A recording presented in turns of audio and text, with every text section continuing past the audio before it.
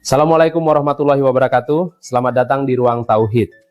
Mari kita sama-sama belajar tentang ilmu Tauhid yang akan disampaikan oleh guru kita Ustadz Iswardi SAG. Silakan disimak baik-baik.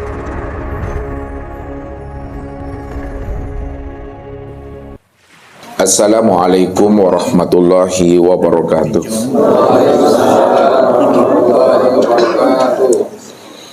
Alhamdulillah. Alhamdulillahilladzi nawwir qulubana binuri ma'rifati wal yakin wa adkhilna ma'al awliya'i wassolihin. Wassalatu wassalamu ala sayyidina Muhammadin nabi sayyidil musallin wa ala alihi wa sahbihi rasulillahi ajma'in. Faqalallahu ta'ala bil Qur'anil Karim, a'udzu billahi minasyaitonir rajim, bismillahirrahmanirrahim. Sanurihim ayatina fil afaq wa fi anfusihim hatta yatabayyana lahum annahul haqq. Wa bil ardi ayatul lil muqinin wa fi anfusikum afala tubsirun. Shadaqallahul azim. Bapak Ibu, saudara-saudaraku dan anak-anak kami Jamaah Tauhid Rabbani serta para muhibbi dan para pencari Tuhan yang dirahmati Allah.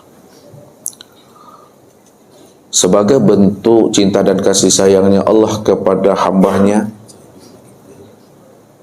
maka Allah selalu mengingatkan kita di dalam firman-Nya, wa asbaghu alaikum ni'amahu zahiratan wa batinah. Sesungguhnya Allah itu telah menyempurnakan kepada dirimu akan nikmat-nikmatnya secara zahir dan batin.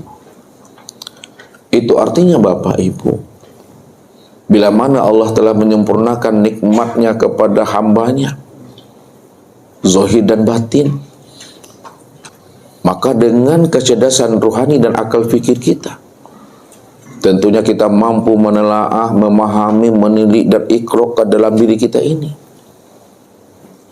Itu maksudnya. Bila mana kita ingin mengenal Allah, maka kenalilah Allah itu secara makna zahir dan kenali pula Allah itu secara makna batin. Bila mana kita ingin mengenal diri kita ini, maka kenalilah diri kita ini secara makna zahir dan kenali pula diri kita ini secara makna yang batin. Bila mana kita ingin beribadah, maka dirikanlah ibadah itu secara makna zahir dan secara makna batin. Dan apabila kita benar-benar ingin mendirikan rukun Islam secara kafah dan secara utuh totalitas, maka dirikanlah rukun Islam itu secara makna zahirnya dan juga secara makna batinnya. Barulah sempurna pengenalan ibadah yang kita lakukan di dalam hidup ini, yaitu ibadah yang senantiasa berkekalan dengan Rabb-Nya. Dan itulah ibadah yang terbaik yang Allah harapkan kepada masing-masing kita yang telah mengenal akan Tuhannya dan mengerti, dia memahami dan mengenal siapa dirinya sebenar-benarnya. Maka inilah yang Allah utarakan kepada diri kita ini. Wal baqiyatu sholihatu khairun inda rabbika sawaba wa khairun marota. Sesungguhnya amal soleh yang berkekalan, amal soleh yang daimun, amal soleh yang 24 jam, yang tidak terikat oleh tempat, ruang dan waktu, maka itulah amal soleh yang lebih baik di sisi Rabb-Mu. Dan itu pula lah amal soleh yang benar-benar yang dapat kita harapkan dalam kehidupan ini. Maka jikalau kita telah melakukan suatu amal soleh yang terbaik di hadapan Allah, amal yang berkekalan itu, maka disinilah diri kita senantiasa lebur dan fana di dalam wujud dirinya Allah Subhanahu wa Ta'ala, sehingga tidak lagi terpandang dan tertilik akan diri kita ini dalam berbuat dan beramal melainkan yang terpandang, yang tertilik dalam berbuat dan beramal itu hanya Allah Subhanahu wa ta'ala. Ini yang mesti kita pahami, supaya kita tidak tertipu dengan amal dan diri kita sendiri.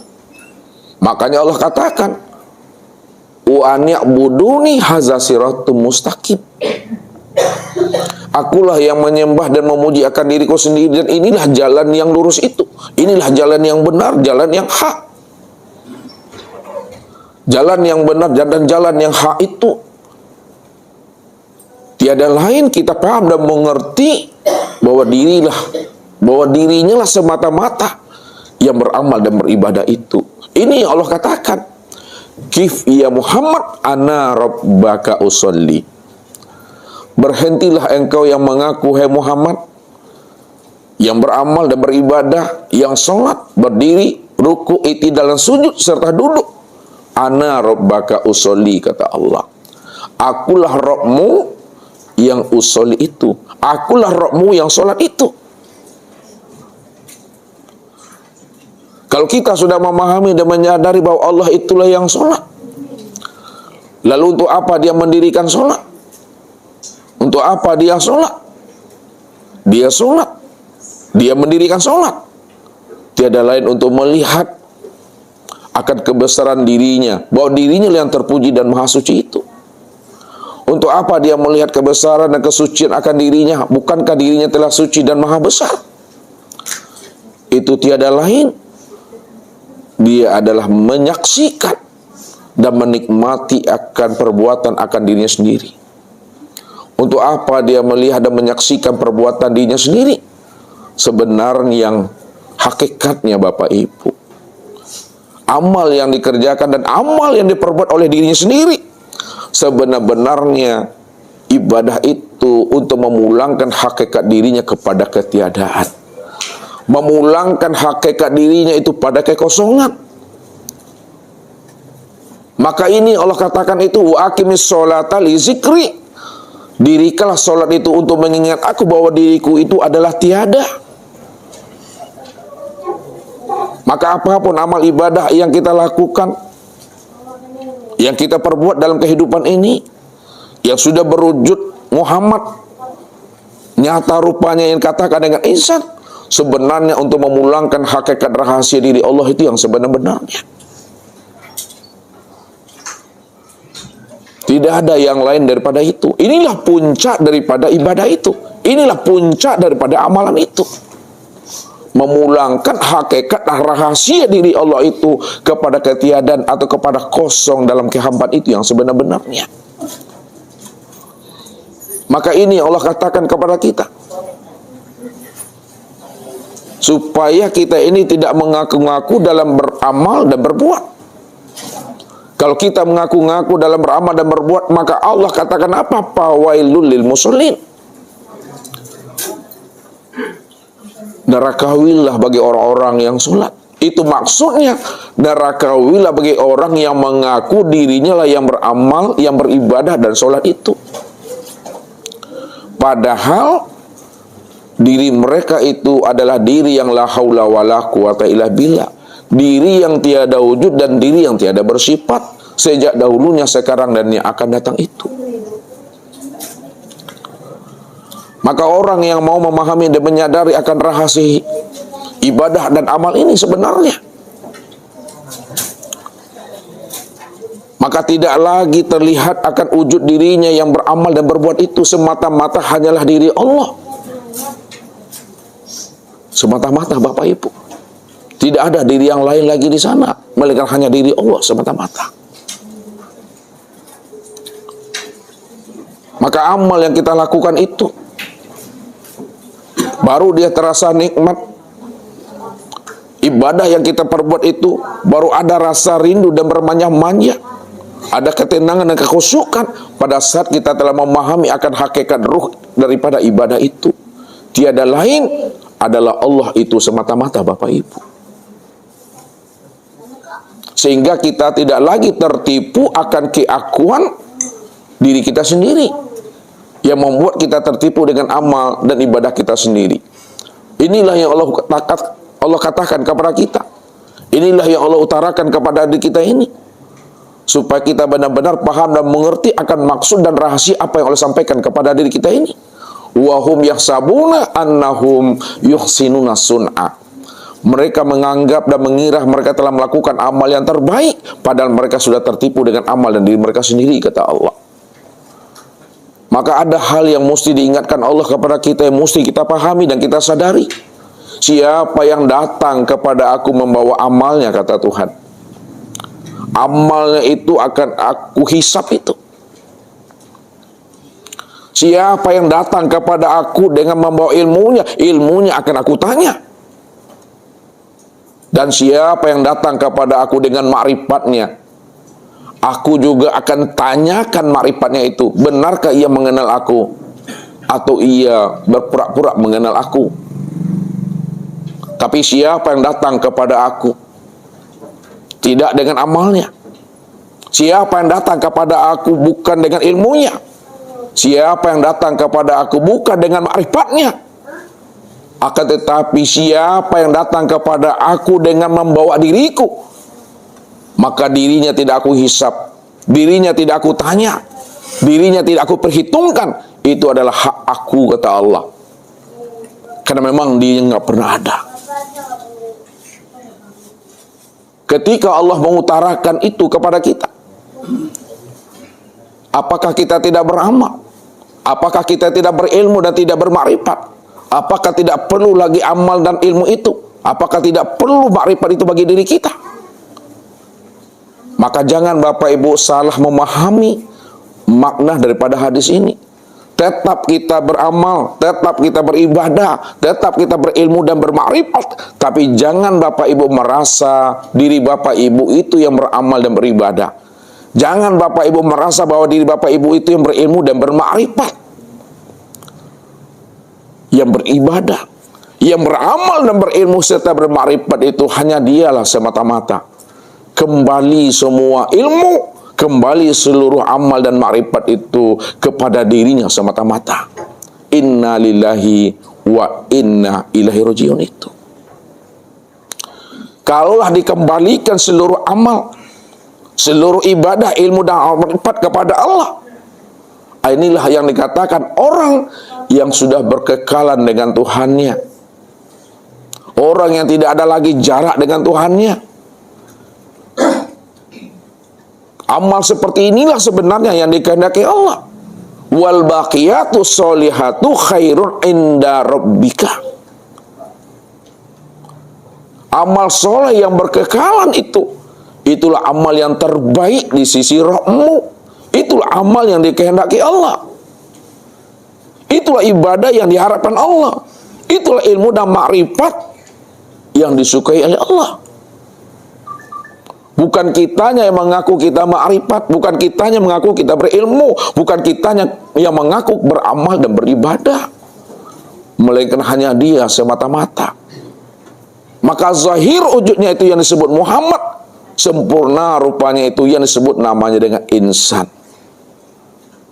Maka jangan dipisahkan Allah, Muhammad dan insan itu. Dia satu di dalam wujud itu. Maka di sinilah ya Allah jelaskan tentang rahasia diri kita ini. Apa kata Allah? Al-insanu siri wa siri sifati wa sifati la ghairi. Insan itu adalah rahasiaku. Rahasiaku itu adalah sifatku. Sifatku itu tiada lain adalah aku, kata Allah. Karena Dia yang wujud semata-mata Bapak Ibu, tidak ada wujud yang lain selain daripada wujud dirinya. Maka wujudnya itulah bikulli syai'in muhit. Wujudnya itu sudah meliputi akan segala sesuatu. Makna segala sesuatu itu hanya untuk menghantarkan pemahaman bahwa Dialah yang wujud pada segala yang ada ini, Bapak Ibu. Kalau Dia yang wujud pada segala yang ada dan pada segala sesuatu, maka pandangan Bapak Ibu tentu tidak terpandang wujud yang lain selain daripada dirinya, karena Dia yang wujud semata-mata. Maka wujudnya itu sudah meliputi akan segala yang ada ini, Bapak Ibu. Suatu contoh Bapak Ibu, ya, kita ambil suatu pemahamannya secara rasional, ya. Kalaulah Ustadz suruh Bapak Ibu beli namanya pepaya, kates, keliki, gandul, batia. Ya. Dibelilah batia itu Bapak Ibu, ya. Lalu dipotong-potong, ya, potong 100 potong atau 200 potong. Masukkan ke dalam cambuang atau cawan. Cambuang masuk ustaznya, cawan mungkin bahasa Bapak Ibu ya. Atau baskom lah. Mangkok, nak mangkuk ada mangkok. Masukkanlah pepaya yang dipotong-potong 200 potong tadi, ya, ke dalam cambung tadi. Iya, cambungku. Ketika Bapak Ibu masukkan pepaya yang dipotong 200 potong tadi, Bapak Ibu, adakah Bapak Ibu mampu dan bisa menemui mangga di dalam potongan itu? Kenapa Bapak Ibu tidak bisa dan tidak mampu menemui potongan mangga di dalam pepaya tadi itu? Karena yang dipotong pepaya saja. Karena yang dipotong tuh pepaya, yang dipotong tuh kates, yang dipotong itu adalah gandul, yang dipotong itu adalah batia. Kalaulah yang dipotong 200 potong itu adalah kates, pepaya, batik, Bapak Ibu, tentu Bapak Ibu tidak akan pernah bisa menemui ada potongan mangga di dalam 200 potong itu.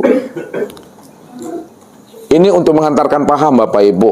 Nah, paham tak maksud Ustadz menghantarkan kias ini Bapak Ibu?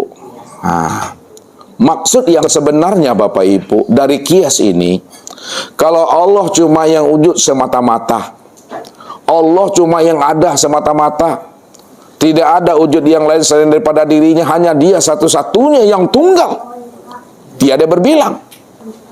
Wujud satu-satunya sudah meliputi zahir dan batin, luar dan dalam, barat, timur, utara dan selatan, atas, bawah, kiri, kanan, depan, belakang. Bisakah Bapak Ibu menemui sesuatu selain daripada dirinya? Adakah wujud yang lain selain daripada diri Tuhan itu? Tidak ada Bapak Ibu. Takkan bisa Bapak Ibu menemui ada diri yang lain selain daripada diri Tuhan. Apa sebabnya itu Ibu-ibu? Ngapa dia itu? Mana Tuhan tuh kates? Cerita kates udah lewat tuh Bu. Iyalah, karena bagian Tuhan itu semua Pak Ustaz. Mana bagian Tuhan nih? Tadi potong kates ceritanya. Ustaz nak cerita kates lagi, cerita Allah lagi. Ustaz lihat, nih Ustaz mau hantarkan lagi. Coba disimak baik-baik Bapak Ibu ya. Jadi yang keluar dari kata Ustaz yang didengar, yang lain jangan didengar dulu. Kalau Allah itu wujud, ya, semata-mata, hanya Dia satu-satunya, nggak ada diri yang lain selain daripada dirinya. Wujudnya itu sudah meliputi segala yang ada, zahir dan batin, ya, tidak ada yang lain lagi. Zahir dan batin Dia, barat, timur, utara, selatan Dia, depan, belakang, kiri, kanan, atas, bawah Dia, luar, dalam hanyalah Dia. Pertanyaan Ustadz, ulang lagi sama Ibu nih, pertanyaan Ustadz, bisa dan mampukah Ibu menemui sesuatu selain Allah di situ? Allah semua Pak Ustaz. Iya. Pertanyaan Ustadz, adakah Bapak Ibu mampu dan bisa menemui sesuatu selain diri Allah situ? Tidak bisa Bapak Ibu. Kenapa Bapak Ibu tidak mampu menemui yang lain selain daripada diri Allah? Dialah yang ada, Dia yang wujud semata-mata. Disitulah rahasianya Allah katakan, ala innahu bikulli syai'in muhit. Ketahuilah wahai belahan jiwaku, kata Allah, wahai bahagian diriku, kata Tuhan. Rupanya diri Bapak Ibu adalah bahagian diri Maha Suci. Diri yang Maha Suci itu adalah Tuhan. Kalau diri yang Maha Suci adalah Tuhan, sesungguhnya diri Bapak Ibu bahagian daripada diri Tuhan itu sendiri.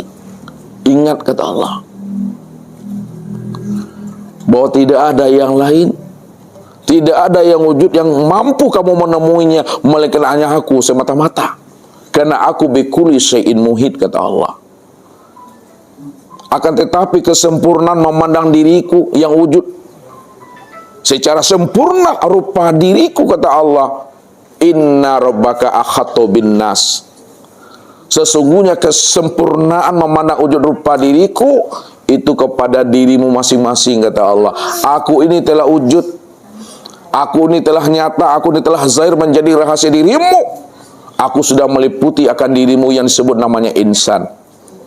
Maka sempurnanya memandang diri Tuhan, sempurnanya memandang rupa diri Tuhan itu kepada diri masing-masing. Walaupun Ustadz katakan diri masing-masing, tapi diri masing-masing bukanlah diri Bapak Ibu. Akan tetapi diri masing-masing itu adalah bentuk lain daripada rupa dirinya sendiri.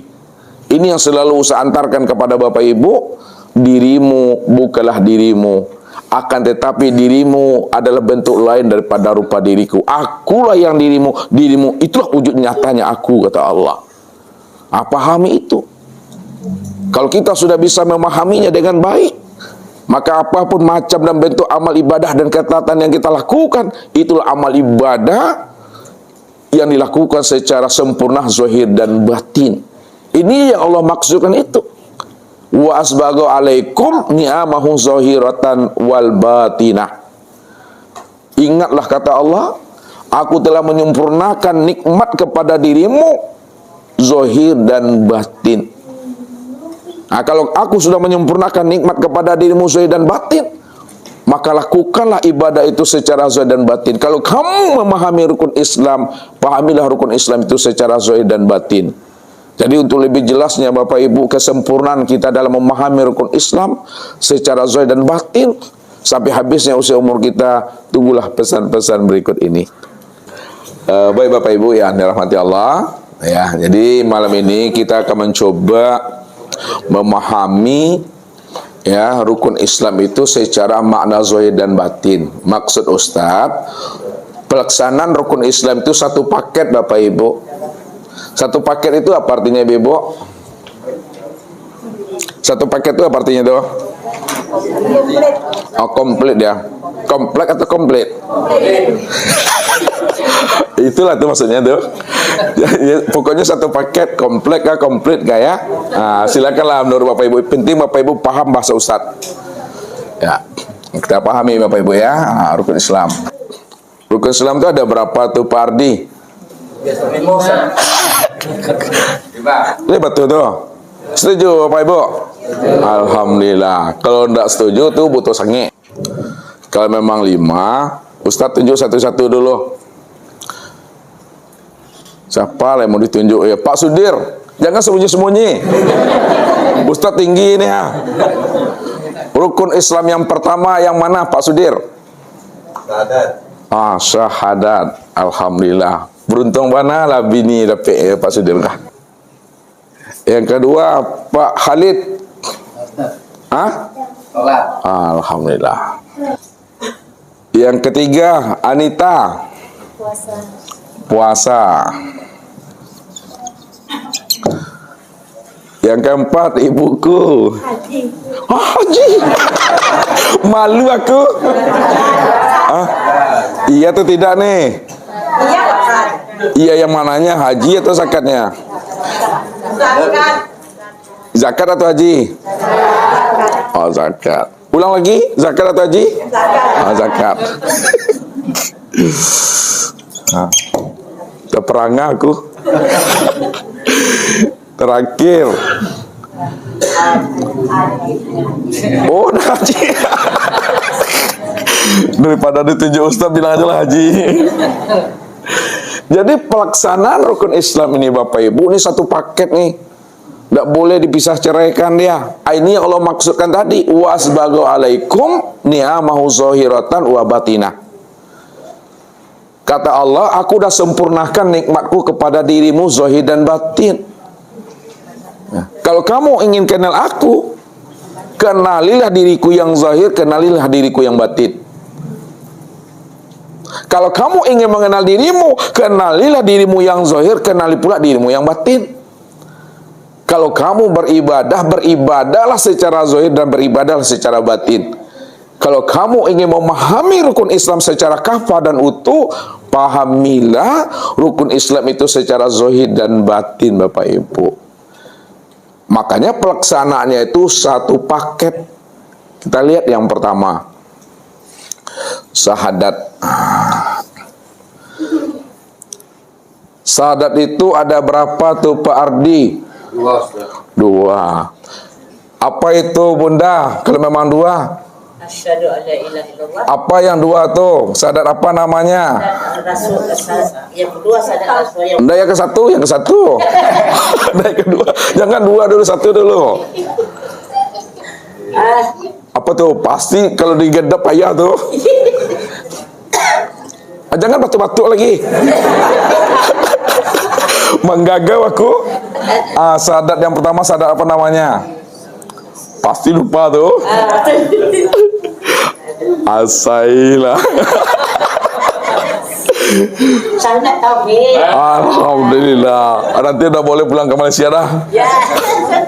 Syahadat tauhid. Ini siap-siap nih Ibu, saya akan tanya nih. Ibu jangan sampai bilang alam kubur lagi ya. Syahadat yang kedua, syahadat apa namanya? Syahadat Rasul. Oh, syahadat Rasul. Syahadat Rasul. Mana Dewi?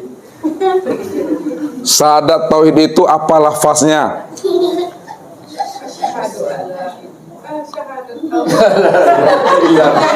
Kalau itu syahadat Rasul. Kalau syahadat tauhid La ilaha illallah. asyhadu an la ilaha illallah wa asyhadu anna Muhammadar Rasul. Yang Ustaz minta syahadat tauhid. Yang benar yang mana syahadat tauhid? Asyhadu an la ilaha illallah. Jawab sama-sama biar nanti Ustaz tanya.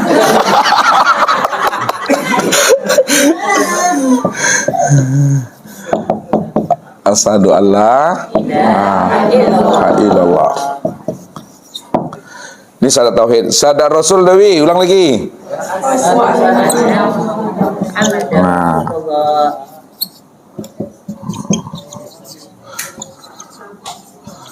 Tambah jelek aja tuh Ustaz nih ya. Memang dah jelek juga deh kayaknya. Asyhadu an la ilaha illallah. Apa artinya Tuhan nih? Mana tiada Tuhan selain Allah tuh? Asyhadu. Aku bersaksi selain Allah. Wa asyhadu anna Muhammad Rasulullah. Ibu-ibu. Iya, ramai-ramai. Aku bersaksi bahwa Muhammad itu utusan Allah. Ustaz mau nanya lagi kepada Pak Abidin. Halo Pak, boleh Ustaz nanya? Syahadat itu apa artinya Pak? Arti syahadat? Halo? Kesaksian. Iya. Benar Pak Ridho, bantu? Menyaksi. Iya. Sekarang Ustaz tanya lagi. Ini Bapak yang ganteng nih, yang pakai kacamata, apa nama beliau nih? Pak An. Syahadat itu kata Pak Abidin dengan Pak Ridho, kesaksian atau menyaksi. Menyaksi itu kan melihat kan? Yang dilihat siapa di situ? Allah dengan siapa? Yang dilihat situ siapa? Syahadat tauhid dan syahadat Rasul itu? Allah dan Muhammad. Ya. Kalau orang bersyahadat Bapak Ibu, ya, yang mana syahadat itu artinya melihat dan menyaksikan Allah dan Muhammad, lalu dia bersyahadat belum menyaksikan Allah dan Muhammad, maka itu yang kata namanya syahadat. Apa namanya Pak Jul? Syahadat palsu, itu bohong, pendusta tuh. Yang namanya syahadat itu melihat, yang namanya syahadat itu menyaksikan. Siapa yang disaksikannya itu? Yaitu Allah dan Muhammad. Kalau dia belum menyaksikan Allah dan Muhammad, maka syahadatnya palsu, bohong, pendusta. Maka belum dikatakan dia itu bersyahadat. Kalau dikatakan syahadat, lapasnya saja, lapas syahadat, tapi dia belum menyaksikan apa yang disebutnya. Contoh saja Bapak Ibu, ya, di depan tuh, di jalan dagang tuh terjadi tabrakan. Bapak Ibu tidak melihat, Bapak Ibu tidak menyaksikan peristiwa tabrakan itu. lalu diminta oleh polisi, Bapak Ibu menjadi saksi. Maukah Bapak Ibu? Kenapa Bapak Ibu tak mau? Karena tidak melihat, tidak menyaksikan peristiwa tabrakan itu. Akan tetapi apabila Bapak Ibu diminta menjadi saksi, padahal Bapak Ibu tidak melihat peristiwa itu, mau juga Bapak Ibu menjadi saksi di situ. Saksi apa nanti itu? Saksi palsu itu. Kalau kita bersyahadat, mesti kita melihat dan menyaksikan Allah dan Muhammad itu yang sebenarnya. Jadi syahadat itu bukan hanya secara zahir lafaz saja Bapak Ibu. Kalau secara zahirnya memang melafazkan dua kalimat. Kalimatnya itu dua. Asyhadu an la ilaha illallah, ini kalimat yang satu. Wa asyhadu anna Muhammad Rasulullah, ini kalimatnya dua. Karena kalimatnya dua, maka disebut dua kalimat syahadat. Melafazkan dua kalimat syahadat. Tapi kalau belum menyaksikan Allah dan Muhammad, maka itu syahadat palsu itu. Maka makna hakikatnya Bapak Ibu, makna hakiki daripada syahadat itu, Bapak Ibu benar-benar menyaksikan Allah dan Muhammad itu wujud dan nyata sempurna pada diri ini. Ya, disitulah dikatakan Allahu ruhun wa Muhammadun jasadun. Allah itu adalah batin, nyata pada ruh, dan Muhammad itu zahir, nyata pada jasad atau tubuh. Itu maknanya Bapak Ibu. Syahadat tauhid dan syahadat Rasul itu benar-benar Bapak Ibu menyaksikan Allah dan Muhammad secara sempurna, nyata pada diri ini. Allah itu batin, nyata pada ruh. Muhammad itu zahir, nyata pada tubuh. Apakah orangnya dua atau orangnya satu tuh? Orangnya itu satu Bapak Ibu, penyampaiannya dua, penjelasannya dua, pemberitaannya dua. Tapi apa yang disampaikan, apa yang dijelaskan, apa yang diberitakan, orangnya tetap satu di situ. Kalaulah orangnya itu satu, siapa yang satu itu Pak Ardi? Allah. Kalau memang Allah yang satu, bagaimana penjelasan tentang Allah dan Muhammad, syahadat tauhid dan syahadat Rasul itu pada diri itu? Bahwa aku bersaksi Allah diriku, Muhammad wujud diriku, nyata pada insan. Coba satu-satu, jangan dirapel semuanya. Ya. Kalau memang satu, cara penyampaiannya bagaimana? Allah diriku, Muhammad wujud diriku. Allah diriku. Muhammad Wujudku. Muhammad wujudku. Tidak. Nyata pada nyata pada insan. Nah, ini dia Bapak Ibu, nyata pada insan. Nah, nyata pada insan.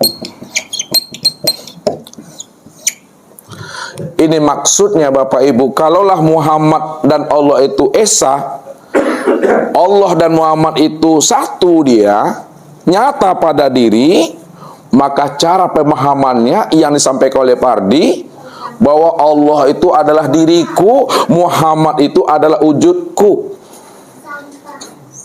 Atau Allah itu adalah batinku, Muhammad itu adalah zohirku.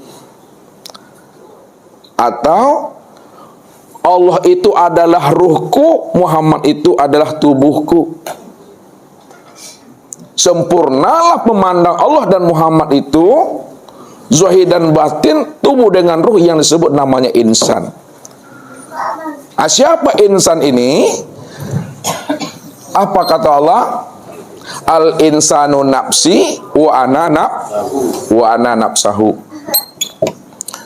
Al insanu nafsi wa ana nafsahu. Insan itu adalah diriku dan akulah dirinya insan itu. Bahasanya aku yang insan itu ya aku. Yang sudah sempurna dan nyata tuh bentuk dan rupanya. Inilah yang disebut namanya syahadat kesaksian itu Bapak Ibu. Yang sudah wujud, yang sudah sempurna. penyaksian Allah dan Muhammad itu pada dirinya sendiri. Karena dia yang wujud, dia yang ada, dia yang nyata, dia yang zahir. Tidak ada wujud yang lain selain daripada dirinya. Inilah pelaksanaannya itu. Jadi menyaksikan Allah dan Muhammad itu setiap harinya, Bapak Ibu. Menyaksikan Allah itu setiap waktu, setiap saat, setiap detik, sepanjang hayat. Itu yang dikatakan syahadat kesaksian. Itulah orang yang bertubuhkan kulima. Itulah orang yang bertubuhkan syahadat. Inilah pesan Rasul kepada kita semua. Man kana akhirul kalamihi la ilaha illallah dakhalal jannah. Siapa yang di akhir kalamnya dia dalam la ilaha illallah, maka bagi dirinya itulah surga. Akhir kalam bukan melafazkan secara makna syariat. Akhir kalam itu maksudnya dia telah benar-benar menyaksikan Allah itu wujud dan nyata rupanya pada insan itu pada diri sendiri. Namun diri sendiri bukanlah kenyataan dirinya, akan tapi diri sendiri itulah nyatanya diri Allah itu. Dirimu bukanlah dirimu, akan tetapi dirimu adalah nyatanya akan diriku. Maka kenalilah dirimu, pasti kamu kenal dengan aku, karena akulah sebenarnya yang dirimu itu, dan dirimu bentuk lain daripada rupa diriku sendiri, Tuhan. Jadi siapa sudah menyaksikan Allah pada dirinya, itu sudah di akhir kalam namanya, Bapak Ibu. Sudah di akhir kulimah itu. Berarti di akhir kalam, di akhir kulimah. Itu makna yang sebenarnya. Jangan ditunggu datangnya ajal sakratul maut, Bapak Ibu. Ya, kalau ditunggu datangnya ajal sakratul maut, kalau kita tidak mengenal Allah yang sempurna wujud nyatanya pada diri kita, mati dia bukan dikatakan mati syahid. Mati dalam keadaan zulumat itu. Yang dikatakan mati syahid adalah mati yang telah menyaksikan Allah yang utuh dan sempurna pada dirinya ini yang disebut insan. Jadi jangan ditunggu melihat Allah itu datangnya ajal, habisnya umur dan usia ini. Tapi sebelum datangnya ajal, sebelum habisnya seumur, lihat, saksikan Allah itu pada diri sendiri. Ini yang diajarkan oleh Rasul kepada kita. Man talabal maula bi ghairi nafsin faqad dolalan baidah. Siapa yang berusaha sungguh-sungguh mencari Tuhan, menemui Tuhan, ingin dia usul, ingin dia berliqah, ingin dia bermusahadah dan bermuajah dengan Tuhannya, keluar daripada dirinya, faqad dolalan baidah, maka dia telah berada pada kesesatan yang sangat jauh. Akan tetapi siapa yang mau ikrah, mau menilik, mau menyenter pada diri sendiri, pada saat dia menilik dan menyenter pada dirinya sendiri, disitulah dia menemui Allah itu. Rupanya Allah itu tak perlu mencarinya jauh-jauh, tapi carilah pada diri sendiri. Telusurilah diri ini, kenalilah sebenar-benar diri kita itu. Maka inilah yang dikatakan, man arafa nafsahu faqad arafa. Siapa yang telah mengenal dirinya, maka pasti dia mengenal Tuhannya. Man arafa rabbahu, man arafa rabbahu fasadal jasad. Siapa yang telah mengenal Tuhannya, maka binasalah akan dirinya. Sekarang, mana yang dikatakan diri itu? Sehingga betul-betul nyata, terang dan jelas pada diri. Pada saat itu, kita pun hancur di situ. Nah, lihat. Yang dikatakan diri Bapak Ibu itu, yang dikatakan sebenar-benar diri, sebenar-benar diri. Yang dikatakan sebenar-benar diri itulah yang disebut namanya dengan hayat. Hayat Bapak Ibu. Hayat itu artinya hidup. Hidup itu baru sebutan baru tuh. Ya, setiap sebutan mesti ada orangnya. Al-ismu wal musamma wahid. Nama dengan yang dinamai satu juga orangnya itu, tidak berpisah. Kullu fi'lin fa'ilun. Setiap perbuatan pasti ada orang yang berbuat di situ. Kalaulah yang sebenar diri itu adalah hayat, mana orangnya yang si hayat tuh? Yang dikatakan hayat itu, yang hidup itu, ini yang disebut namanya dengan nyawa.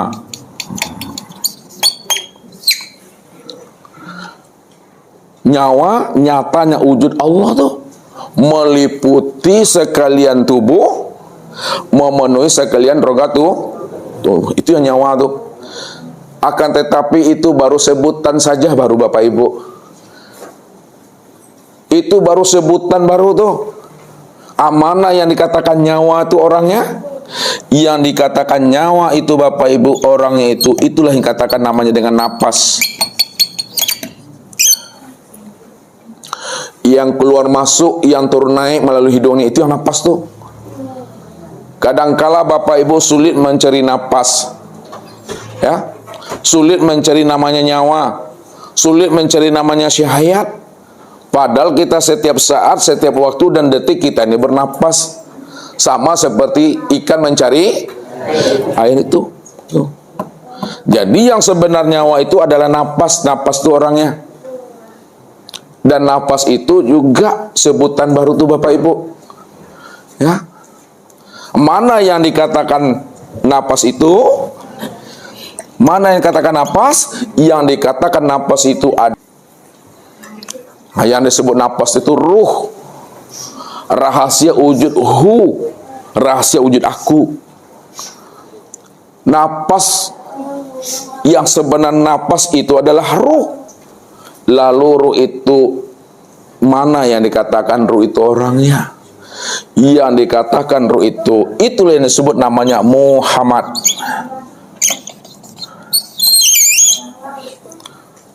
Yang dikatakan ruh itu yang disebut namanya Muhammad. Qad ja'akum rasulun min anfusikum. Telah datang kepada kamu seorang rasul dari dalam dirimu sendiri. Qad ja'akum minallahi nurun. Telah datang kepada kamu nur. Jadi ruh itu, nur itu yang disebut namanya Muhammad. Ruh itu Muhammad. Mana yang dikatakan Muhammad itu orangnya? Yang dikatakan Muhammad itu, yang dikatakan Muhammad itu sifat. Sifat yang mana maksudnya, Bu Lia? Yang dikatakan Muhammad itu sifat. Sifat yang mana maksudnya? Oh ya, coba sempurnakan dalam bahasa tauhidnya. Sifat. Sifat ma'ani itu yang mana tuh Bu Lia? Sifat 7 3, 4, 5, 6, 7. Yang pertama, mana yang sifat ma'ani yang 7 tuh? Sama. Apalagi? Basar, kalam, ilmu, kudrat, iradat, dan ya, itu dia. Itulah yang dikatakan Muhammad tuh, yang disebut sifat. Jadi Muhammad itu adalah sifat. Sifat ma'ani, sifat yang 7, sama, basar, kalam, ilmu, kudrat, iradat, dan hayat. Pertanyaannya, sama ini apa artinya nih, Dewi? Mendengar. Basar itu artinya melihat. Kalam berkata. Ilmu mengetahui. Kudrat kuasa. Iradat kehendak. Hayat hidup. Pertanyaannya, Pak Ridho, kalaulah sama itu artinya mendengar, basar itu artinya melihat, apakah yang sama itu yang mendengar dan yang basar itu yang melihat? Tidak. Setuju Ibu? Setuju. Ini takut nih, karena takut atau memang berilmu nih? Ustaz ulang lagi. Kalau sama itu artinya mendengar, basar itu artinya melihat. Apakah yang sama itu yang mendengar dan yang basar itu yang melihat? Tidak. Berarti setuju sama Farida? Setuju. Alhamdulillah. Kalau memang setuju, Ustaz langsung lagi ke dalam. Ya. Kalau bukan sama yang mendengar, bukan basar yang melihat, bukan hayat yang hidup, lalu siapa sebenarnya yang sama basar, kalam, ilmu, qudrah, iradah dan hayat itu Farida?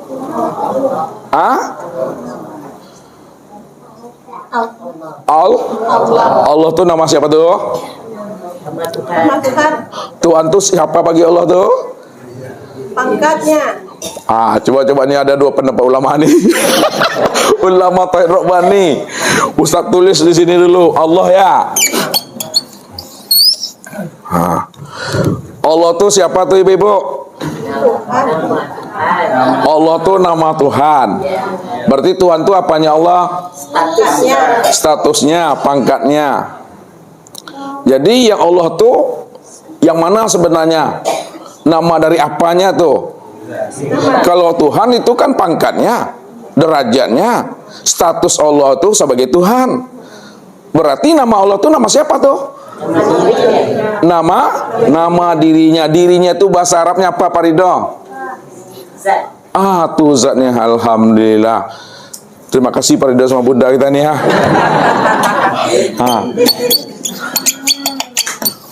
Inilah yang Ustaz maksud. Kalau bukan sama yang mendengar, arti sama kan mendengar. Tapi bukan sama yang mendengar. Yang mendengar itu adalah zat. Yang melihat itu adalah zat. Yang hidup itu adalah zat. Siapa nama zat itu? Nama zat itu adalah Allah. Apa kata Allah itu? Bahwa zat itu adalah namanya. Apa kata Allah? Pasti tidak dapat tuh. Innani anallah la ilaha illah ana. Sesungguhnya aku ini adalah Allah. Tidak ada yang wujudnya nyata melainkan aku. Fazalikumullahu rabbakumul haq. Maka zat yang demikian itulah Allah Rabbmu yang sebenar-benarnya. Tuh. Maka disitulah Bapak Ibu paham. Siapa yang mengenal dirinya, pasti dia mengenal Tuhannya. Man aropa nafsahu faqad aropa rabbahu. Rupanya diri Bapak Ibu itu siapa sebenarnya? Allah itulah. Itu yang dikatakan diri yang sejati. Itu yang disebut namanya sejati diri. Itu yang dikatakan diri yang sebenar diri. Itu yang disebut namanya seakmal diri. Diri sejati, sejati diri, sebenar-benar diri, seakmal diri. Siapa namanya? Allah. Yakin Bapak Ibu tuh bahwa diri Bapak Ibu itu itulah dirinya Tuhan. Tapi jangan ngaku Tuhan. Itu mesti dipahami. Diri Bapak Ibu inilah diri Allah, tapi jangan mengaku Allah. Jadi Fir'aun nanti. Maka siapa yang telah mengenali sejati dirinya, siapa yang telah paham diri sejatinya, kala lisanahu, kelu lidahnya, rahasiakanlah diri Allah itu pada diri masing-masing. Jangan dikatakan Allah itu manusia. Jangan disebut manusia itu Allah. Bilanglah Allah adalah Allah, manusia itu adalah manusia. Karena Allah tidak pernah jadi manusia dan manusia tidak pernah jadi Allah. Begitu arif dan bijaknya Bapak Ibu mesti menyampaikannya. Walaupun Bapak Ibu bilang adalah insan, adalah manusia, tapi Bapak Ibu dah paham siapa insan dan manusia. Insan dan manusia itu tiada lain adalah dirinya jua semata-mata. Rupanya boleh berbeda, bentuknya boleh berbeda, namanya boleh lain-lain, tapi akan wujud daripada rupa dan diri yang berbeda itu tiada lain satu jua Bapak Ibu. Contoh, nah ini contoh lagi nih. Contoh yang dah familiar lah, beras. Nah, menurut beras saja pai-payosan nah. Pokoknya beras. Beras itu ditanam Bapak Ibu, lalu jadi apa dia? Jadi nasi. Nasi dikasih air lagi, menjadi bubur dia. Nah, bubur itu ditambah lagi namanya kerupuk, tambah ayam, tambah namanya kecap. Bubur ayam dia. Pertanyaan Ustadz, ketika Bapak Ibu melihat nasi, melihat bubur ayam, dalam pandangan hati Bapak Ibu yang terpandang itu apa tuh? Yang terpandang itu beras. Kalau yang terpandang itu beras, ketika melihat nasi, bubur ayam dan bubur, sebenarnya nasi, bubur dan bubur ayam itu apa sebenarnya bagi beras ini? Kenyataan beras. Apalagi? Wujudnya beras. Apalagi? Rupanya beras. Bahagiannya beras. Ya, bentuk rupanya. Itu dia saudara ya. Maka tak perlu Bapak Ibu mencari-cari beras lagi. Ketika Bapak Ibu sudah melihat nasi, sudah terpandang beras tuh. Ketika Bapak Ibu memandang bubur, sudah terpandang beras tuh. Ketika Bapak Ibu makan bubur ayam, sudah terpandang beras tuh. Siapa yang tidak mampu memandang beras pada nasi, pada bubur dan bubur ayam, apa namanya Bunda? Butuh sange itu. Inilah yang dimaksudkan oleh orang arif bila suhudul wahda fil kasroh. Apa artinya itu? Suhudul wahda fil kasroh, pandang yang satu pada yang banyak nih ya. Yang banyak. Yang satu itu siapa? Allah. Yang banyak itu siapa? Yang banyak itu adalah sesuatu atau alam. Apa maksudnya itu? Suhudul wahda fil kasroh, pandang yang satu pada yang banyak. Apa maksudnya Pak Ridho? Pandang yang satu pada yang banyak, apa maksudnya? Pandang yang satu. Bapak kita ini, Bapak apa namanya Pak? Pak Ganteng nih? Pak Zambroni. Pandang yang satu pada yang banyak, bantu Pak. Halo? Pak Adi dari Palembang. Pandang yang satu pada yang banyak, apa maksudnya? Pandang Allahnya apa yang dilihat? Nampak oleh mata. Coba lagi Pak Haji Zinuddin.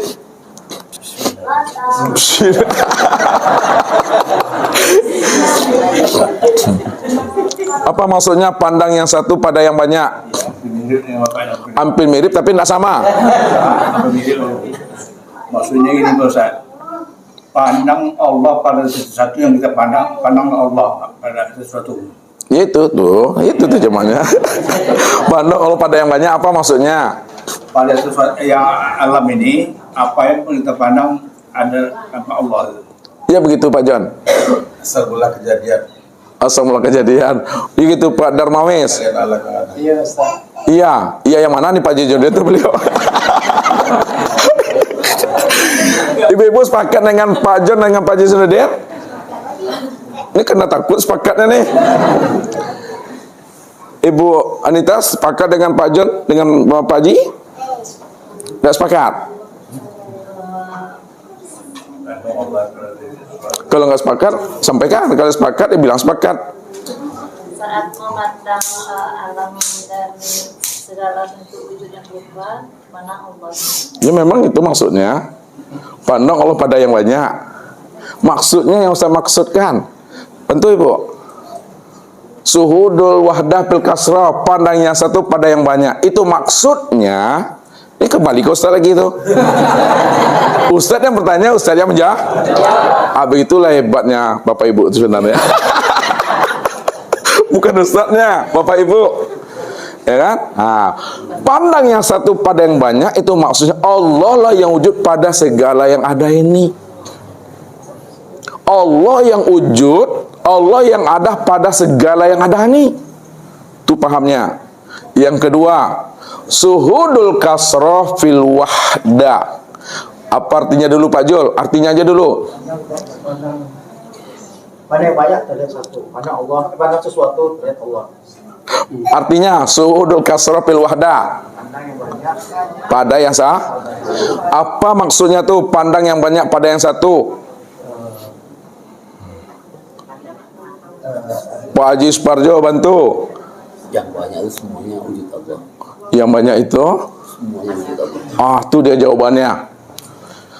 Suhudul kasrofil wahdah, pandang yang banyak pada sesuatu, bahwa segala sesuatu dalam bentuk rupa yang berbeda wujud yang lain, itulah nyatanya akan diri Allah itu. Bukankah Allah katakan bahwa sekalian alam ini, segala sesuatu ini bentuk lain daripada rupa diriku?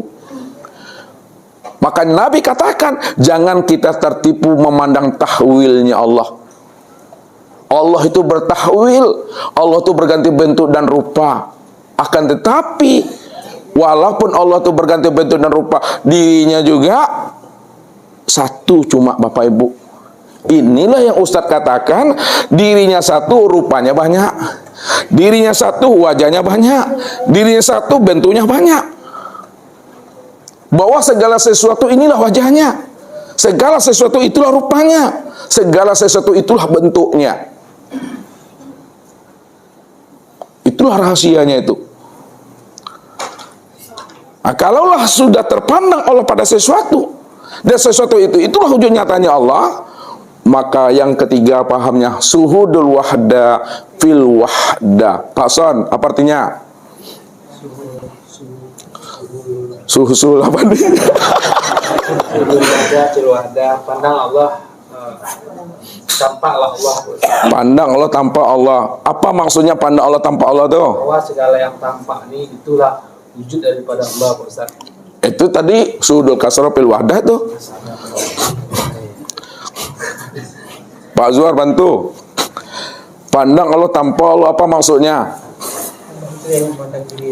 Allah itulah yang memandang dan menyaksikan akan wujud dirinya sendiri. Itu maksudnya.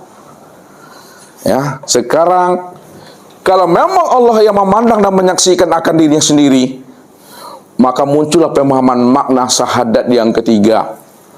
Bukan syahadat itu tiga, syahadat itu tetap dua. Jangan salah paham Bapak Ibu nanti. Ya, nanti ditangkap polisi Ustaz nanti. Syahadat itu dua. Tapi kenapa muncul syahadat yang ketiga? Syahadat yang ketiga itu di dalam hati. Tak boleh disebut-sebut, tak boleh diomong-omong, apalagi diiming-iming. Dia dalam kalam batin. Kalaulah syahadat yang ketiga itu hanya diucapkan di dalam hati, di dalam qalbu, maka syahadat yang ketiga itu disebut namanya syahadat diri. Syahadat diri itu apa maksudnya? Apa lafaznya? La maujud. Apa artinya tuh? Mana itu artinya? Iyalah. Aku tak mau. La maujud apa artinya? Tiada. Mana ada aku tuh? Tiada artinya nih, la itu tiada. Maujud tidak ada yang tidak ada yang ada. Tidak ada yang wujud. Nih ya. La maujud, tidak ada yang ada, tidak ada yang wujud. Illallah, hanya Allah. Itu namanya syahadat diri. Apa maksud syahadat diri itu, Pak Son? Tidak ada yang wujud dan yang ada, Hanya Allah yang ada. iyalah itu. Hanya dia, Ustaz. Hanya dia saja, Ustaz. Hanya dia sadar. Hanya dia saja yang wujud Yang wujud pada sekalian alam semesta. alam semesta. Pada dirimu ya juga. Iya. Oh iya, kalau iya cuma satu kata. Kalau iya, ini kan berpisah ini, syahadat tauhid dengan syahadat rasul. Lapasnya kan berbeda tuh. Sekarang kita satukan. Kan dia cuma yang ada lagi. Sudah wahda pilwah. Allah cuma yang ada. Kalau Allah cuma yang ada, maka syahadat diri itu disebut namanya la maujud illallah. Tidak ada yang ada melainkan hanya Allah. Bagaimana menyatukan syahadat tauhid dengan syahadat rasul itu? Dengan memahami la maujud illallah. Tidak ada yang wujud melainkan Allah dan Muhammad saja yang wujud pada diri. Apa makna yang sebenarnya dari syahadat la maujud illallah itu? Coba Pahami ini, terjemahkan ini secara makna hakikat yang sebenarnya. Asyhadu an la ilaha illallah wa asyhadu anna Muhammad Rasulullah. Betul-betul wujud dan nyata pada diri Bapak Ibu semua. Pak Jul. Artikan segala sesuatu mulai disebabkan hanya Allah semata yang wujud. Bagaimana caranya? Coba. Asyhadu an la ilaha illallah wa asyhadu anna Muhammad Rasulullah. Coba. Halo Pak Jul. Tanggung jawab ngomongnya tuh. Aku bersaksi tiada tuh. Boleh bantu Pak Haji Zainuddin? Nah, coba. Aku bersaksi atas diriku bahwa diriku hanya Allah. Dan aku bersaksi bahwa Muhammad itu adalah wujud nyata Allah. Nyata Allah. Ulang lagi. Aku bersaksi atas diriku sendiri bahwa diriku hanya Allah. Dan aku bersaksi bahwa Muhammad itu wujud nyatanya Allah. Agak rancu juga aku mendengarnya. Coba lagi Khalid. Coba sempurnakan kalimat Pak Haji Zainuddin. Sempurnakan. Bukan salah, bukan keliru beliau, tapi belum nyaman di telinga. Coba sempurnakan maknanya. Asyhadu an la ilaha illallah wa asyhadu anna Muhammad Rasulullah. Mana tiada yang wujud nih? Ya asyhadu nih. Asyhadu. Boleh Pak Ridho? Boleh menerangkan? Asyhadu an la ilaha illallah wa asyhadu anna Muhammad Rasulullah, menyatukannya dalam syahadat diri sehingga tidak terpandang lagi, hanya Allah saja yang terpandang lagi itu pada diri Pak Ridho. Bagaimana cara menerjemahkannya secara makna hakikat?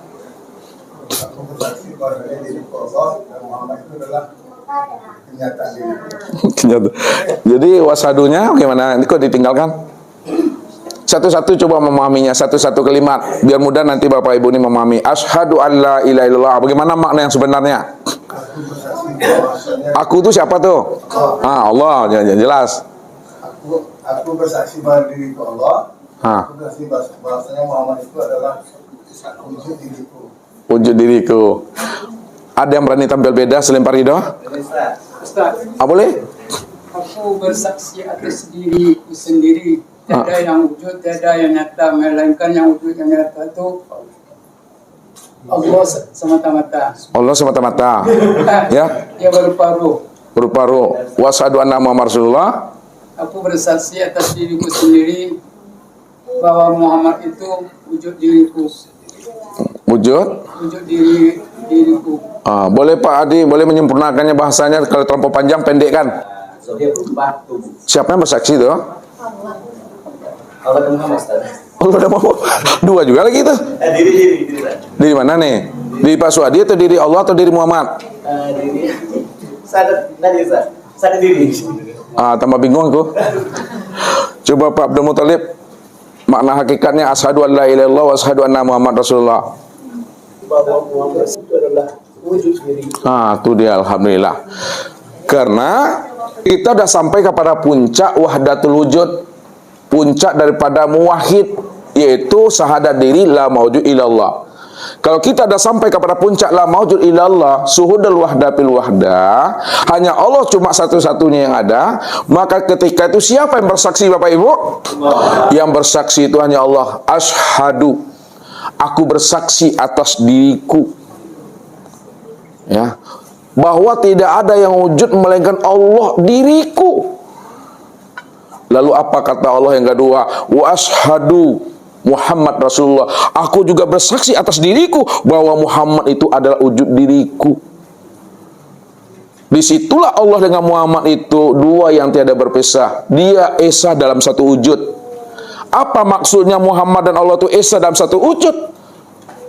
Allah itu nama diriku, Muhammad itu nama wujud aku. Aku itu yang sebenar-benarnya. Barulah dijabarkan la maujud illallah itu tidak ada lagi yang wujud pada kulitku, daging, urat, tulang, limpa, hati, jantung, rabu, empedu, paguru, dan sirku, melainkan hanya akulah sebenar-benarnya yang bernama Allah itu. Dan Muhammad itu nama daripada wujud aku. Sempurnalah mana Allah dan Muhammad wujud rupaku yang disebut namanya insan. Barulah dikatakan Bapak Ibu, diri yang telah berkulima, barulah Bapak Ibu sudah menyaksikan yang sebenar-benarnya. Jadi menyaksikan Allah itu dalam satu wujud, satu rahasia pada diri. Bukan menyaksikan Allah di aras itu, jauh. Maka menyaksikan Allah itu pada diri sendiri. Ya, itu yang syahadat tuh Bapak Ibu. Makanya siapa yang tidak menyaksikan Allah, tidak melihat Allah, lalu sholat yang dikerjakannya tanpa melihat Allah, sholatnya batal. Ini yang dikatakan oleh Rasul, anta'budallah ka'annaka tarahu. Sembahlah Allah, benar-benar kamu menyaksikan Allah yang kamu sembah itu. Jadi kalau kita tidak mengenal Allah dan tidak menyaksikan Allah, apa benar Allah yang kita sembah? Apa benar Allah yang kita ingat? Atau kita sembah itu adalah khayalan dan pikiran kita? Yang kita ingat itu adalah renungan kita. Ini yang mesti dipahami. Jadi yang dikatakan syahadat itu adalah orang yang telah sempurna melihat dan menyaksikan Allah pada diri sendiri, akan tetapi diri sendiri bukanlah dirinya kita, melainkan nyatanya akan diri Allah itu semata-mata. Itu diri yang syahadat. Mati Bapak Ibu, itulah mati syahid itu. Itu yang mati syahid itu. Apa mati syahid itu maksudnya Ibu? Mati yang berkelimah. Mati yang berkelimah, mati yang telah menyaksikan Allah pada diri sendiri. Itu yang Allah katakan, al-insanu nafsi wa ana nafsuhu.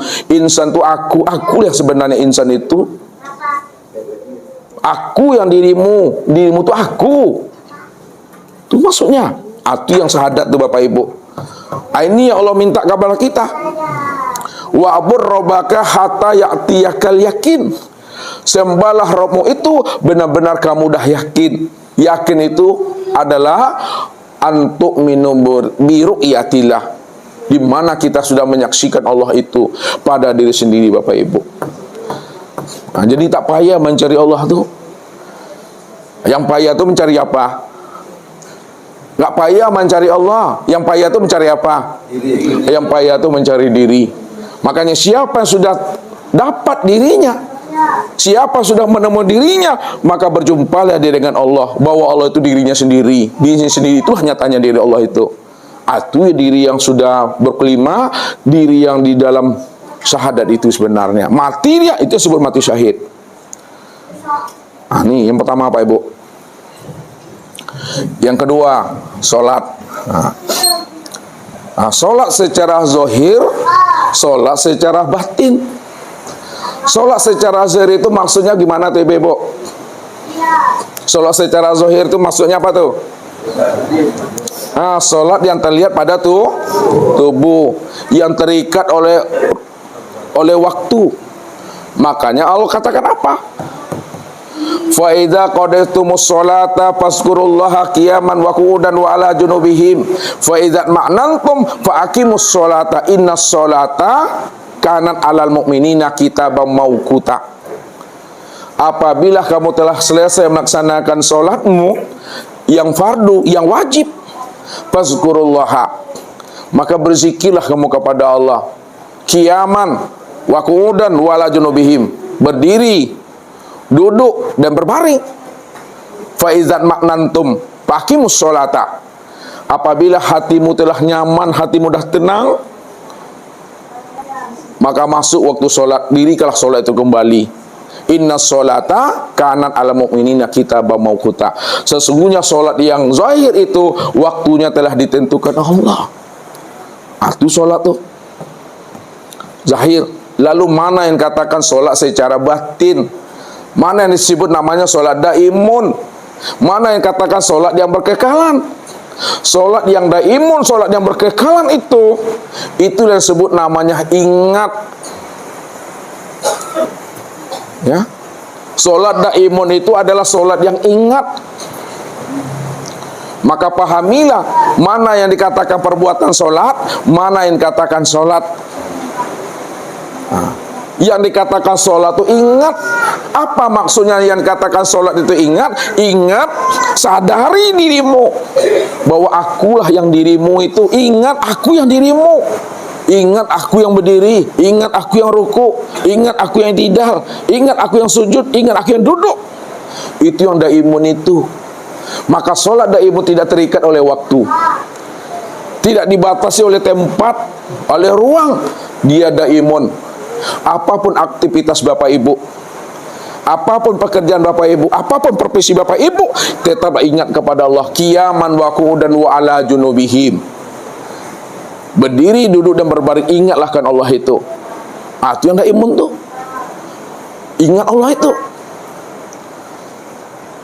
Makanya ketika kita dah ingat Allah, lalu masuk waktu sholat subuh, zuhur, asar, maghrib, bisa dirikan kembali, syariatkan kembali. Itu maksudnya. Berzahid dan berbatin itu maksudnya tuh Bapak Ibu. Tapi jangan Bapak Ibunya yang mendirikan di situ. Dianya tuh, wujudnya yang bernama Muhammad, rupanya disebut namanya insan. Situlah maknanya ana rabbaka usolli itu.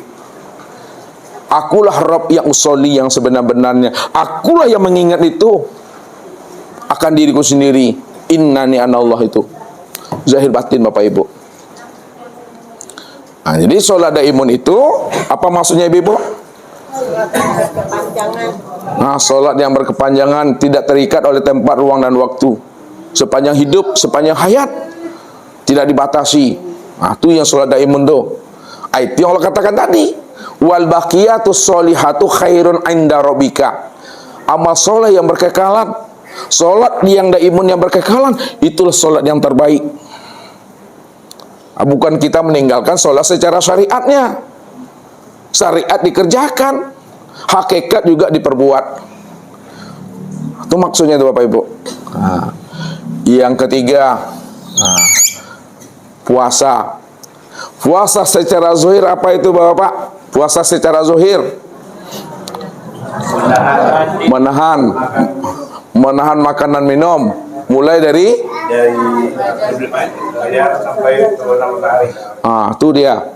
Secara zahirnya menahan makanan minum serta jima mulai dari terbit fajar sampai terbenam matahari. Maka ada namanya puasa wajib, ada namanya puasa sunnah. Puasa wajib bulan Ramadan kan ditentukan waktunya tuh. Melihat hilal dulu, ya kan? Dengan cara hisab kah, dengan cara ruqyat kah? Baru ada keputusan Menteri Agama. Besok kita puasa 1 Ramadan. Kalau udah datang 1 Ramadan, barulah muncul gelas-gelas kaca. Itu gelas-gelas kaca. Galenya segadangko biasanya. Pas bulan Ramadan ngodong galenya. Masuk cindu, masuk cincau, pokok masuk tuh. Kalau serabi masuk dalam tuh mah. Kalau mengkilik pari itu disuruh tolak serabi dulu saja. Tiba di rumah tengoknya lah bakar ruas tuh. Itu secara zahir. Boleh sekali setahun, boleh setiap hari Senin, boleh setiap hari Kamis, boleh setiap hari, sehari puasa, sehari tidak. Itu puasa syariat. Kalau sehari puasa, sehari tidak, apa namanya itu? Puasa apa tuh? Puasa Nabi Daud. Kalau puasa sekali sebulan, puasa putih itu, puasa apa namanya itu? Di bulan berapa tuh? Di tanggal berapa? 13, 14, 5. Puasa putih namanya. Setiap bulan tuh, ya. Itu maksudnya memahaminya. Sekarang puasa secara makna hakikat. Apa puasa secara makna hakikat? Menahan diri dari selain mengingat Allah. Selain diri daripada mengingat Allah. Menahan diri untuk tidak mengingat yang lain, hanya Allah. Untuk tidak mengingat yang lain selain Allah. Bagaimana caranya itu ya? Enggak tahu juga. Bisa Pak Andre terjemahkan bahasa beliau lebih terang? Yang dikatakan puasa itu apa? Puasa hakikat, puasa daimun. Kalau puasa yang zahir tadi, puasa yang 30 hari kan? 30 hari itu. Kalau yang puasa daimun 365 hari. Kalau puasa syariat 30 hari. Sekarang puasa daimun. Bantu Ibu puasa daimun itu yang bagaimana? Boleh diterjemahkan bahasa bunda kita nih. Maksudnya gini loh Pak Ustaz. Itu yang perlu.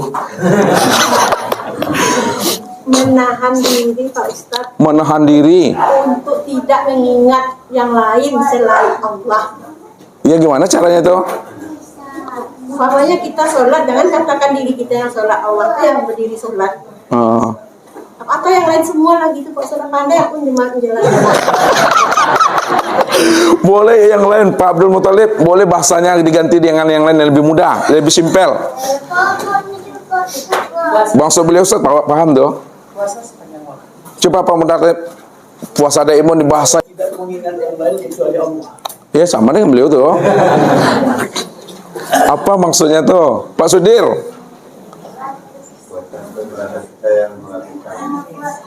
Oh, dah. Ibu mau jawab, alam kubur lagi. Lihat, udah cepat ya, aku udah lapar. Puasa ini secara makna hakikatnya imsak. Lihat, imsak. Imsak itu menahan. Apa maksud menahan atau imsak itu? Tahan, jangan kamu yang memandang. Tahan, jangan kamu yang mendengar. Tahan, jangan kamu yang berkata, yang mengetahui, yang berkuasa, berkehendak dan hidup. Jangan kamu merasa wujud dan bersifat. Itu maksudnya. Maka imsak itu artinya menahan. Apa ini tahan? Tahan, jangan kamu merasa yang melihat. Jangan kamu merasa yang mendengar, berkata dan hidup. Itu tahan, itu imsak tuh. Itu yang 24 jam. Nah, kalau bahasa umum, tahan, jangan kamu merasa wujud, jangan kamu merasa bersifat. Bahasa yang simpelnya imsak, tahan, jangan dirimu yang melihat, jangan dirimu yang berkata, jangan dirimu yang hidup tuh. Yang 7 ini dipahami ha. Imsak itu tahan, jangan kamu yang mendengar, tahan, jangan kamu yang melihat, yang berkata, mengetahui, berkuasa, berkehendak dan hidup. Itu yang ditahan. Jangan ada hadiri di situ. Itu yang ditahan, itu imsak tuh. Nah. Tapi kalau kita secara syariat kita dapat pemahaman puasa, tidak makan dan tidak minum, mulai dari terbit fajar sampai terbenam matahari, tapi kita merasa kita melihat dan mendengar, itulah dosa itu. Tidak menjadi perisai dia. Sedangkan puasa itu adalah perisai buat diri kita. Kapan dia akan menjadi perisai? Kapan dia akan menjadi dinding dan tabir daripada azab siksa neraka? Kalau kita juga yang merasa kitanya yang menahan di situ. Maka tahan itu maksudnya tahan, jangan kamu yang melihat, yang mendengar, berkata, mengetahui dan hidup tuh. Itu yang imsak, itu yang daimun, itu yang sebenar-benarnya. Tuh. Kemudian yang keempat, zakat. Zakat itu secara syariat itu apa tuh Bardi? Zakat secara syariat memberikan sebagian harta kepada yang berhak menerimanya. Iya, kemudian berhak menerimanya. Ada lagi membersihkan. Zakat itu artinya bersih. Secara syariatnya mengeluarkan sebagian harta ya untuk diberikan kepada orang yang berhak menerimanya kalau sudah sampai nisabnya. Berapa nisabnya harta itu? 85 gram. Kalau emasnya 85 gram. Berapa emas itu? Satu emas berapa gram? 2 gram setengah. Dikalilah tuh 85. Dapat berapa? 34 emas. Itu secara syariatnya. Ya, karena nisab emas itu 20 miskol. Bukan yang HP itu. 20 miskol. Itu 20 miskol itu dihitung dari mata uang dinar. 20 miskol itu dihitung dari mata uang dinar. 1 dinar itu beratnya 4,25. Kok tahu Ustaz pernah nimbangnya? 4,25 dikali itu 20. Berapa tuh? Kan itu tuh. 85. Tuh dia. Sekarang 1 emas berapa gram? 2,5 gram. Kalilah kan itu. Berapa emasnya? Dapat 34 itu. Berapa duitnya? Itu secara syariat. Maka dia membersihkan harta dan mensucikan jiwa. Nah, jangan harta korupsi lalu dizakatkan kemudian jadi bersih. Tidak. Iya, jangan, nggak ada itu hubungannya tuh.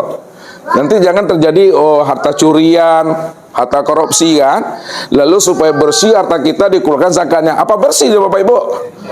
Nggak amuh dia tuh. Ah, itu secara syariat.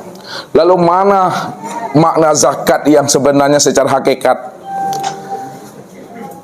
Mana yang sebenarnya harta pada diri Bapak Ibu itu yang mana yang harta tuh yang tak ternilai dengan dunia? Tak sebanding dengan emas tuh yang harta itu yang sebenarnya Bapak Ibu itu yang ruh ini, ruh. Ini yang mesti disucikan. Ya, disucikanlah setiap waktu, setiap saat, setiap detik. Sucikan itu. Jangan sampai kotor ruh itu, jangan sampai kotor jiwa kita itu. Untuk memandang dan melihat selain daripada Allah. Itu dia. Maka ruh kita akan kotor. Ruh kita itu akan menjadi najis pada saat kita tidak mampu memandang Allahnya pada segala yang wujud, pada alam dan pada diri. Kotor itu nanti. Ini mesti dibersihkan. Situ letaknya rahasianya secara hakikat. Bersihkan jiwa itu, bersihkan ruh itu, bersihkan nafsu itu. Sehingga kita tidak lagi bertuhan kepada nafsu, tidak lagi bertuhan kepada ego. Kalau kita sudah mau membersihkannya, bersihkan dia. Kemudian yang terakhir rukun Islamnya adalah haji. Haji secara syariat itu gimana tuh, Pak? Haji secara syariat? Haji di Mekah. Haji ke Makkah. Coba diterjemahkan bahasa beliau nih Pak. Yang dikatakan haji itu yang gimana? Pergi haji itu ke Makkah. Pak Azwar, haji secara syariat.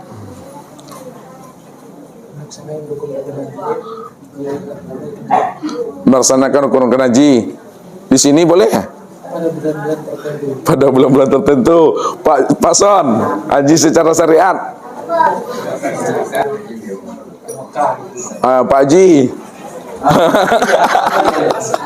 Pak Haji, yang dikatakan haji secara syariat. Langsung kita melaksanakan syarat dan rukunnya yang bersih di pada waktu tertentu. Iya gitu Pak Jan.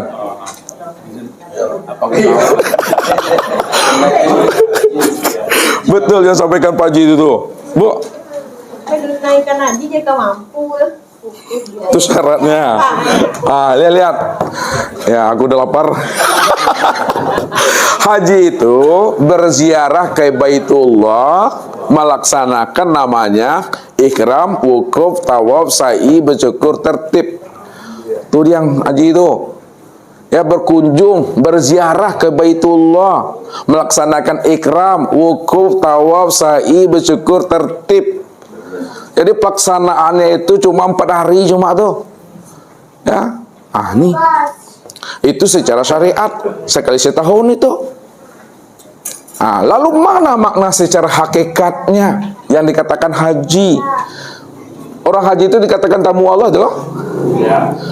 Dia dikatakan tamu Allah. Berjumpa enggak Tuhan di situ? Dia dikatakan tamu Allah, pergi ke sana, yang pemilik rumah nak berjumpa lah. Nak berjumpa Allah di situ. Pulang ke Indonesia, masuk ke Masjid baru jumpa Allah di situ dia. Lalu mana yang dikatakan haji secara makna hakikat? Makna haji secara hakikat itu adalah orang yang sudah fana dan bako bersama Allah tuh. Orang yang sudah berkekalan dengan Tuhannya. Ketika dia telah berjumpa, dia telah menyaksikan, dia telah bertatap wajah, maka ketika itulah terjadinya fana dan bakobila itu. Orang yang sudah berkekalan dengan Tuhan.